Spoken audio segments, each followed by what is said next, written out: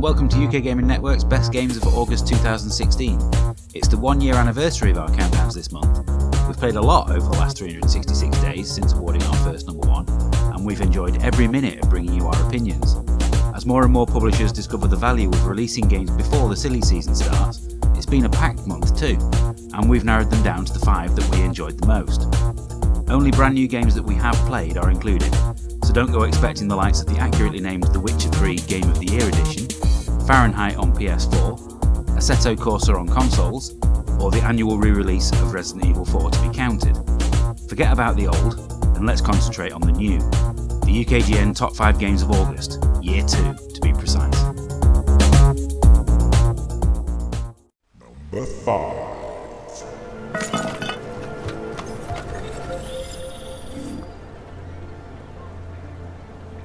Two games that asked what it means to be human were vying for the 5th spot on our list this month, but as good and focused as the Turing test was, we just couldn't overlook the excellent cyberpunk world of Deus Ex: Mankind Divided. Set 2 years after the events of Human Revolution, and beginning with a recap to bring you up to speed, Eidos Montreal have refined everything that was good about that game, with the expected visual improvements, a new upgrade system, and better level design. It's perfectly laid out to cater to all types of players, whether you like action or stealth, allowing you to try out different approaches as you see fit. Best of all, there are none of those out-of-place boss fights that spoiled its predecessor. Although it still doesn't quite match the peerless original, Deus Ex: Mankind Divided is highly recommended.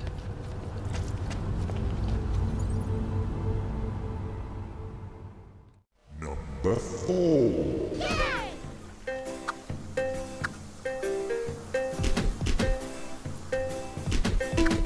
Just when you thought that what the world didn't need was yet another version of Tetris, along comes Tricky Towers to show us that the formula is still alive and well. The idea is simply to build a tower from your falling tetrominos without it being pulled down by the forces of gravity. This is, of course, a lot harder than it sounds, and the single player mode eases you into it nicely, and is used as a kind of tutorial for the main event. Multiplayer, local or online, is where it's at for this game, and it's tremendous fun racing against your friends. There's nothing more devastating than having all your best laid plans scuppered by a challenger's power-up. It's hugely addictive stuff, and there's a much needed element of strategy, as each player is given 2 power-ups simultaneously, one to help yourself, the other to hinder your opponents. Whether it's 2, 3 or 4 people playing, you'll have a blast doing so.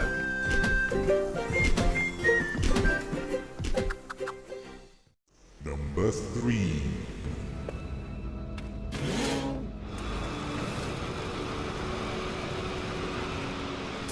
Having made a name for themselves with the arcade fun of the Joe Danger series, Hello Games are definitely not a one-trick pony, as their latest game is as different as it's possible to get. If you found Elite Dangerous to be a little daunting but still fancied a bit of interstellar travel, then No Man's Sky is the game for you. The sheer size of the universe on offer is incredible, and exploring your own little corner of it is absorbing stuff. Hours will disappear in the blink of an eye as you blast off from one planet to seek out the next. It's certainly true that you'll land on a lot of very similar planets on your travels, but this only makes that moment of discovery when you find one that's different all the more exciting. Although it's certainly not a game for everyone, it's the mysteries of what comes next that will keep you playing and coming back to it for a long time to come.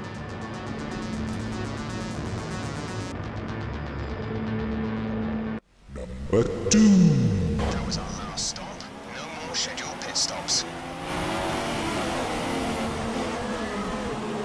Despite the frankly bizarre decision to release it during F1's summer hiatus, Codemasters have finally delivered the game that we've wanted for years with F1 2016. Put simply, this is the best Grand Prix simulation since Jeff Cameron stopped making them. There's a full-blooded career mode this time, and it's as in-depth as you would want. Media commitments and R&D selections are just some of what you'll need to manage.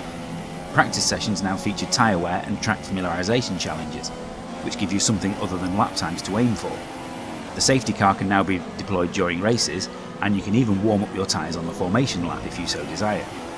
The on-track action hasn't changed much from last year's entry, but then why would it need to? For F1 fans, this is paradise. For everyone else, it's just a fantastic racing game. With Dirt Rally and now this, Codemasters are well and truly back to their best.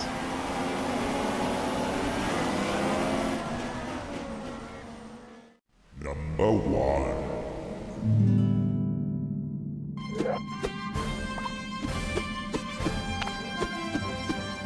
In over 20 years of gaming, I've yelled a lot of things at the screen, But Overcooked is the first time I've screamed at a fellow gamer to just cut me some flaming lettuce, although in slightly more colourful language than that. There hasn't been a game that every member of the UKGN team has completed for a long time, in some cases many times over, which should tell you everything that you need to know about just how good this game is. That this is the best local multiplayer game in years isn't even a debate, and it certainly deserves to be mentioned in the same breath as genre classics Bomberman and Mario Kart. Get your friends round, grab a bunch of controllers, and prepare to test your friendships and marriages to the limit, all because you can't make a burrito quick enough. All it really needed was a few more levels and online play, maybe even a level creator, but other than that, it's perfect. And so that clears the plate of another month of gaming. Tell us how much you agreed or disagreed with our choices in the comments below. We'll be back next month with another video exactly like this one. Thanks for watching.